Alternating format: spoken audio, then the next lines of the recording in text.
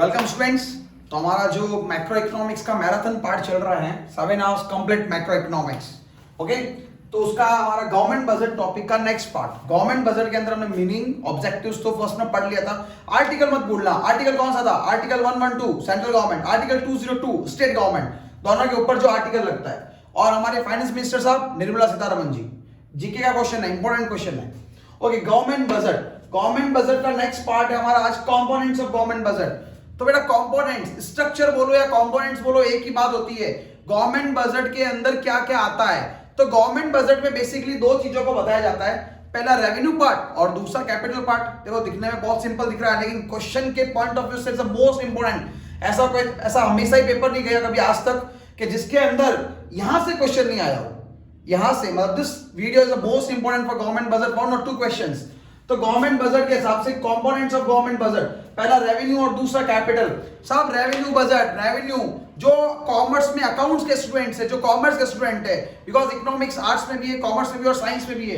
Commerce वालों के लिए थोड़ा सा इजी ढंग से बोल देता हूं मैं, जो आप ट्रेडिंग एंड P&L के अंदर लिखते हैं वो रेवेन्यू बजट का पार्ट है, और जो बैलेंस शीट में लिखते हैं वो कैपिटल बजट का पार्ट है। तो बहुत ही सिंपल है बेटा, जो रेवेन्यू पार्ट है, रेवेन्यू का मतलब वो चीजें जिनकी वजह से फ्यूचर में नहीं तो कोई असेट्स क्रिएट होगा और नहीं कोई लायबिलिटी क्रिएट होगी। A very simple example, suppose that कि बेटा आप मार्केट में गए और एक एक्टिवा खरीदते हो। अ वेरी सिंपल, सबके पास जो चीज है उसके बाद बता रहा हूं मैं। एक एक्टिवा आपने खरीदी, this Activa is of 90,000, suppose that 90,000 की एक्टिवा खरीदी। ये 90,000 की जो एक्टिवा खरीदी, ये जो पैसे खर्च किए उसके बदले में क्या क्रिएट हो गया? एक असेट्स क्रिएट हो गया हमारा। तो जब भी हम खर्चा करते हैं और उसके बदले में या तो असेट्स क्रिएट हो या लायबिलिटी रिड्यूस हो, या तो असेट्स क्रिएट हो या लायबिलिटी रिड्यूस हो, ऐसा कोई भी एक्सपेंडिचर जिसकी वजह से या तो असेट्स क्रिएट हो या लायबिलिटी रिड्यूस हो, वो कैपिटल नेचर का है। और जहां पे असेट्स या लायबिलिटी में इंपैक्ट नहीं आए, सपोज दैट एक्टिवा खरीदने के बाद डेली बेसिस पे मैं फ्यूल भराता हूं, क्या करता हूं? डेली फ्यूल जो मेरा होता है, ये फ्यूल क्या है? मेरा रेवेन्यू नेचर है। ये क्या है बेटा? रेवेन्यू नेचर है।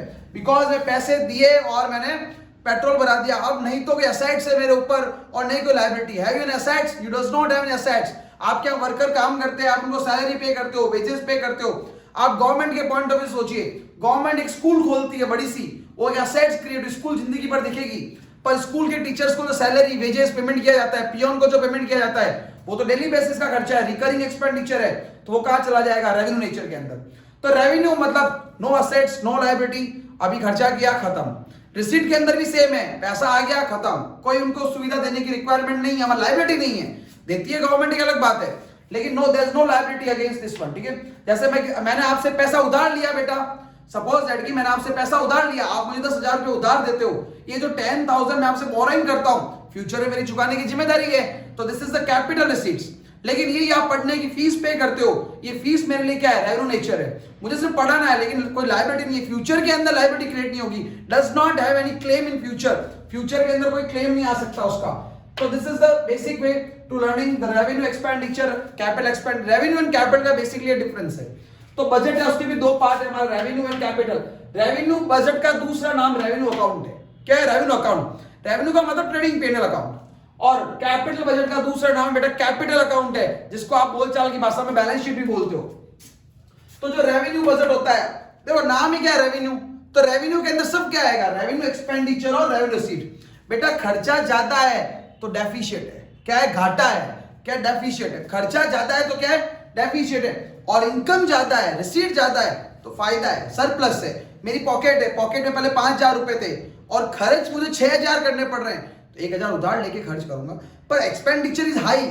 जब एक्सपेंडिचर हाई होता है बेटा, तो क्या होता है? डेफिशिएट। और जब एक्सपेंडिचर कम होता है, रिसीट ज्यादा होती है, तो वो क्या होता है? Surplus. This is a basic concept. May be revenue, may be capital, कोई फर्क नहीं पड़ता। अगर आपका खर्चा ज्यादा है तो डेफिशिएट है, और आपका इनकम ज्यादा है, रिसीट ज्यादा है, तो वो सरप्लस है। तो in this way the bifurcate revenue and the capital. तो रेवेन्यू और कैपिटल को हमने बांटना सीख लिया। रेवेन्यू में सिर्फ टू सिर्फ रेवेन्यू आएगा, ओनली रेवेन्यू आएगा, कैपिटल नाम की कोई भी चीज नहीं आएगी। लेकिन जब हम फिस्कल बजट बनाएंगे, कैपिटल बजट बनाएंगे, ओवरऑल बजट बनाएंगे, उसमें रेवेन्यू और कैपिटल बेटा दोनों चीजें आती है। क्या होता है? दोनों चीजें आती है। अब हम डिटेल में पढ़ते हैं बेटा। रेवेन्यू बजट के अंदर रेवेन्यू रिसीप्ट होता क्या है, रेवेन्यू एक्सपेंडिचर क्या होता है, कैपिटल रिसीप्ट क्या होता है और कैपिटल एक्सपेंडिचर क्या होता है। तो चारों चीजों को मैं आपको समझाता हूं। पहली चीज है बेटा आपके पास रेवेन्यू एक्सपेंडिचर।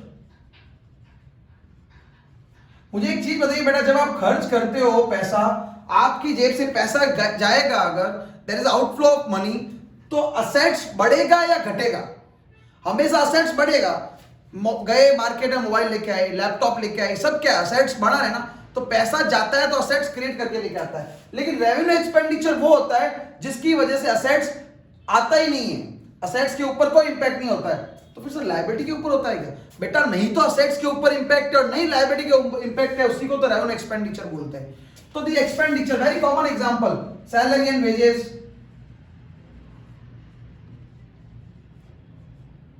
मेंटेनेंस, ये सारे क्या हो गए हमारे रेवेन्यू एक्सपेंडिचर हो गए। तो सैलरी एंड वेजेस हो गया, मेंटेनेंस हो गया, जैसे एक फिक्स एसेट्स को खरीदा, मशीन को खरीदा, वो कैपिटल एक्सपेंडिचर है, लेकिन ईयरली उसका मेंटेनेंस कराते हो, वो क्या है बेटा? Revenue expenditure. तो this is revenue expenditure. Second is revenue receipts. Important part यहां पे रेवेन्यू रिसीट्स के अंदर, एग्जाम के अंदर रेवेन्यू रिसीट्स में से क्वेश्चन बनता है। तो सर रेवेन्यू रिसीट्स का क्या मतलब है? रिसीट का मतलब क्या? गवर्नमेंट के पास पैसा आएगा, गवर्नमेंट के पास पैसा आएगा, और लेकिन उसके बदले में गवर्नमेंट की आज की डेट में कोई भी लायबिलिटी क्रिएट नहीं होगी। जैसे आपने इनकम टैक्स भरा, अब गवर्नमेंट की कोई लायबिलिटी नहीं है। हाँ, गवर्नमेंट की ड्यूटी है कि इंफ्रास्ट्रक्चर को अच्छा देना, सोशल सर्विसेज देना, स्कूल्स चलाना, वो हमारे ऑब्जेक्टिव्स के अंदर हमने पढ़ा था रीअलोकेशन के अंदर, वहां पे फॉल करता है, लेकिन लायबिलिटी तो कोई भी क्रिएट नहीं हुई। तो रेवेन्यू रिसीट्स का मतलब क्या हो गया? ऐसे रिसीट्स, इनकम, मतलब इनकम तो आ रही है but not carrying any liability, कोई भी साथ में लायबिलिटी नहीं आ रही है, और नहीं हमारा असेट्स रिड्यूस हो रहा है, नॉट कैरिंग एनी लायबिलिटी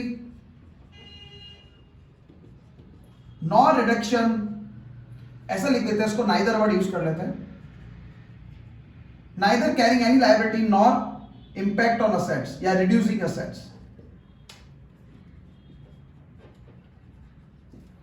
तो ऐसी लायबिलिटी, ऐसे रिसिप्ट जहां पे लायबिलिटी के ऊपर या असेट्स के ऊपर असर नहीं आता है, वो क्या होता है? Revenue receipt. सर कोई एग्जांपल? अरे दुनिया भर के एग्जांपल है बेटा, अभी समझते हैं हम। देखिए बेसिकली दो तरह की होती है, एक होती है बेटा टैक्सेशन पार्ट और दूसरा होता है नॉन टैक्सेशन पार्ट। एक होता है टैक्सेशन और दूसरा होता है नॉन टैक्सेशन या नॉट टैक्सेशन, नॉन टैक्सेशन।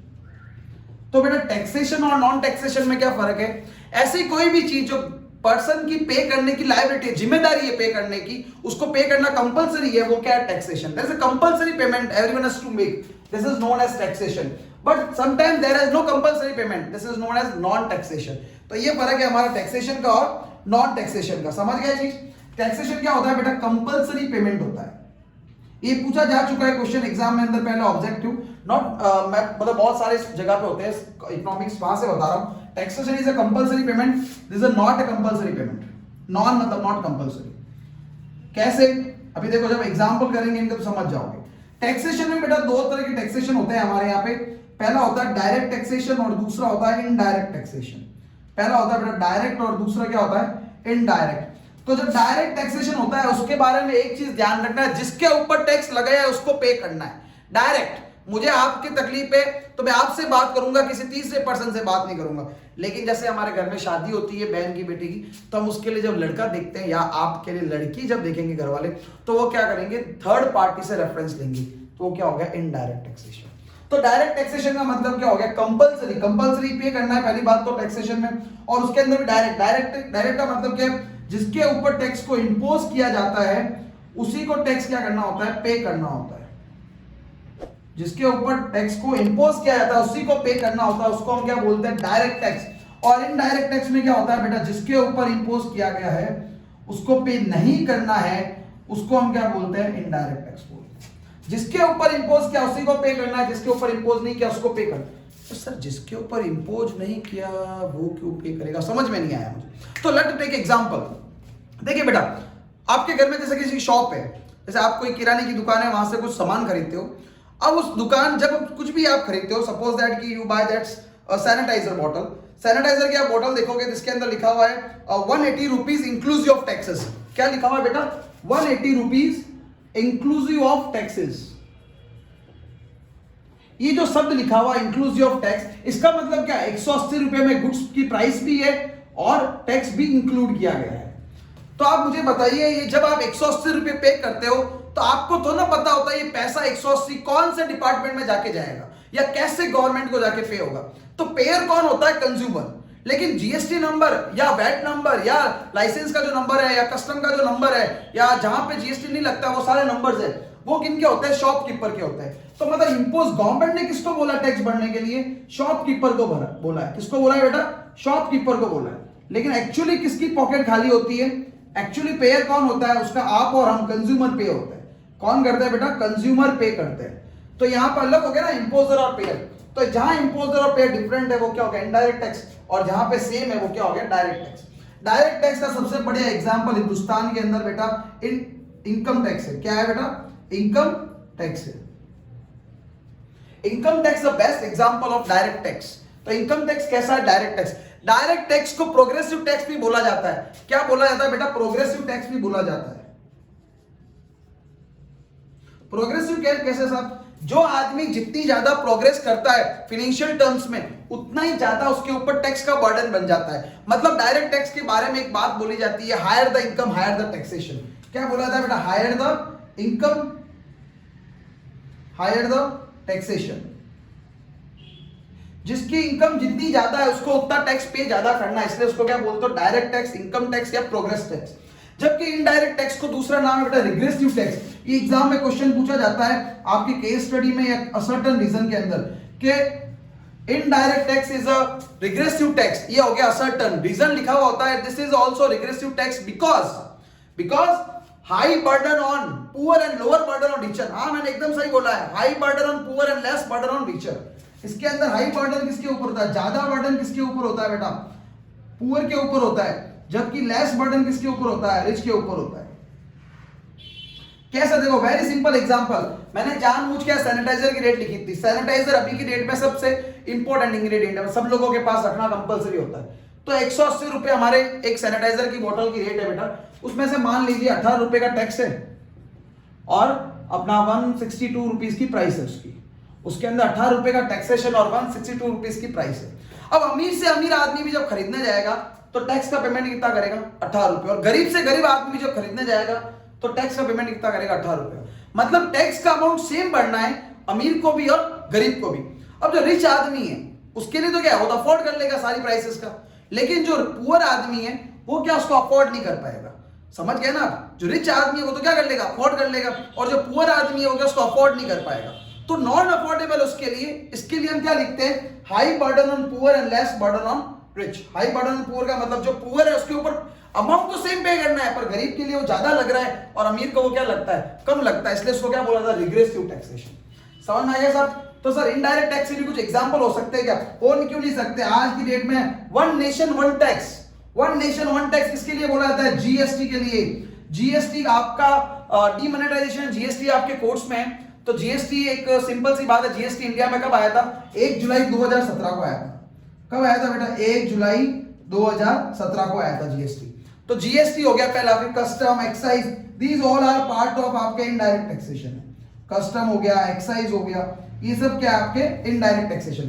तो this is a part of taxation receipts. Taxation मतलब ऐसी कंपलसरी पेमेंट जो सारे के सारे इंडिविजुअल्स को, कंपनी को पे करने ही होते हैं। May be direct taxation, may be indirect taxation, और ये प्रॉपर आपका डिटेल दे दिया मैंने। तो सर टैक्सेशन के अलावा भी गवर्नमेंट की कमाई है क्या? हाँ है साहब, टैक्सेशन के अलावा भी गवर्नमेंट की कमाई। कभी चाहो हेलमेट, बिना हेलमेट लिए रोड पे चले जाओ, गाड़ी पे आपका पुलिस वाला रोक लेगा और चालान काट लेगा, तो फाइन्स हो गया ना। फाइन्स ये क्या, गवर्नमेंट की तो इनकम है, लेकिन टैक्सेशन थोड़ी ना, कंपलसरी थोड़ी ना। जिस आदमी ने हेलमेट लगाया है उसको तो पे नहीं करना है, जिस आदमी ने हेलमेट नहीं लगाया उसी को पे करना है। इसलिए इसको क्या बोलते हैं? Not a compulsory payment. Compulsory नहीं है सबको पेमेंट करना। तो इसके एग्जांपल लेते हैं। इसके एग्जांपल, सबसे पहला एग्जांपल लिखता हूं मैं, गिफ्ट टैक्स। जब हम किसी को अपनी प्रॉपर्टी गिफ्ट करते हैं बेटा, तो उसके ऊपर गवर्नमेंट को जाके टैक्सेशन पे करना पड़ता है, जो एक्चुअली गवर्नमेंट की इनकम वेरी लेस है इससे। इसलिए इस टैक्स को दूसरा क्या बोला जाता है? पेपर टैक्स बोला जाता है। पेपर क्यों है? सिर्फ कागजी कार्रवाई पे, पेपर पे रह गया ये टैक्स। लिखा तो इनकम के अंदर है ये कि हमारी इनकम है, लेकिन एक्चुअली इससे ज्यादा इनकम नहीं हो रही है, इसलिए इसको क्या बोला जाता है? पेपर टैक्स भी बोला जाता है, और दूसरा गिफ्ट टैक्स भी बोला जाता है। सेकेंड वन इज बेटा फाइन्स। गवर्नमेंट फाइन क्यों लगाती है? क्या फाइन या पेनल्टी गवर्नमेंट इसलिए लगाती है कि गवर्नमेंट को कमाई हो जाए? नहीं नहीं नहीं, फाइन और पेनल्टी के बारे में ये बोला जाता है कि इसलिए लगाई जाती है ताकि लोग लॉ एंड ऑर्डर्स को फॉलो करें या लॉ एंड ऑर्डर्स के प्रति क्या हो, सीरियसनेस हो। तो सीरियसनेस बोल सकते हो या रेस्पेक्ट बोल सकते हो टूवर्ड्स लॉ एंड ऑर्डर। किसके लिए रेस्पेक्ट आएगी बेटा? Towards law and order. Law and order के लिए रेस्पेक्ट पैदा हो पब्लिक के अंदर, इसके लिए फाइन लगाई जाती है। फाइन के बारे में ये बोला जाता है फाइन एक ऐसा इनकम है जहां पे गवर्नमेंट का उद्देश्य कमाना नहीं होता है। फाइन एक ऐसा, थोड़ा अजीब सा बात है, फाइन एक ऐसा इनकम है जहां पे गवर्नमेंट का ऑब्जेक्टिव इनकम नहीं होता है। क्यों नहीं होता है? क्योंकि गवर्नमेंट का ऑब्जेक्टिव ये होता है कि लॉ ब्रेकर्स है, जो लॉ को तोड़ने वाला है, वो पेनलाइज हो और वो फॉलो करना सीखे लॉ। ठीक है, गवर्नमेंट नहीं चाहती है कि लोग मास्क नहीं लगाए और पेनल्टी भरे। गवर्नमेंट नहीं चाहती है लोग मास्क लगाए ताकि कोरोना कम फैले। आप भी कहीं जाओ तो जरूर मास्क लगेगा, ठीक है, लेकिन लोग जो मास्क नहीं लगाएंगे उनके ऊपर हम क्या लगा देंगे? फाइन्स लगा देंगे। तीसरा तो हो गया गिफ्ट टैक्स, हो गया फाइन्स, हो गया फीस। फीस किसके लिए पे की जाती है? फीस कुछ भी टास्क को करने के लिए पे की जाती है। जैसे मान लीजिए आपको बेटा अपना घर बनाना है तो आपको कंस्ट्रक्शन परमिशन लेनी होती है गवर्नमेंट से, ऐसे ही नहीं बना सकते। तो जो कंस्ट्रक्शन परमिशन का जो पेमेंट करोगे वो क्या हो जाएगी? फीस। तो फीस क्या होता है? फीस में और फाइन्स में एक ही बात है। फाइन मतलब एक्चुअली गवर्नमेंट का इंटेंशन कमाना नहीं है, लेकिन फीस में गवर्नमेंट का इंटेंशन ही क्या है बेटा? कमाना होता है, तो उसको बोलते हैं fees. Fees is very simple. जैसे आप किसी कॉलेज में एडमिशन लेते हो और आप पेमेंट करते हो तो वो क्या हो जाती है? फीस हो जाती है।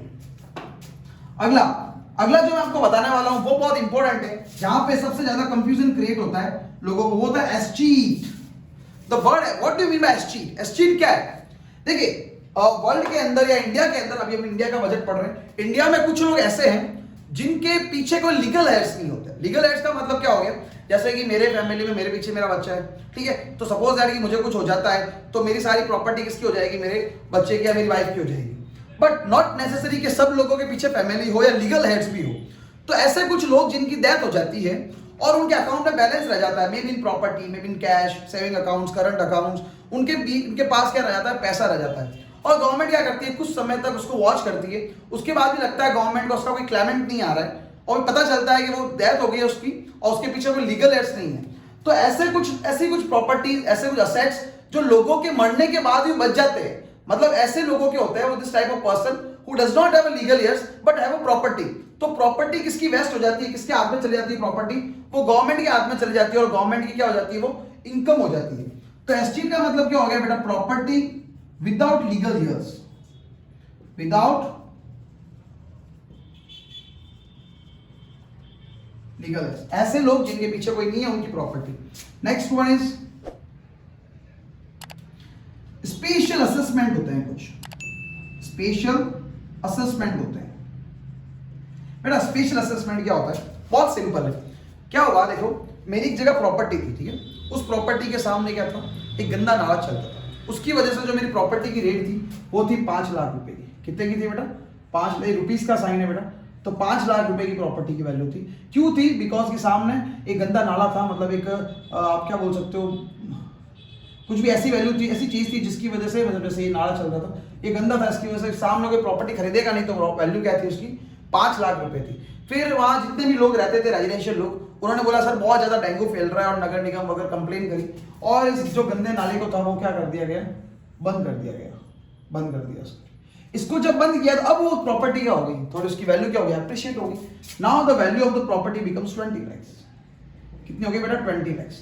तो गवर्नमेंट का ऑफिसर मेरे पास आता है, बोलता है सर जहां आपकी पहले प्रॉपर्टी थी वो तो 5 लाख की थी, आपने क्या किया? कुछ नहीं किया आपने, हमने वो नाला हटाया जिसकी वजह से आपकी प्रॉपर्टी की वैल्यू क्या हो गई? 20 lakhs हो गई।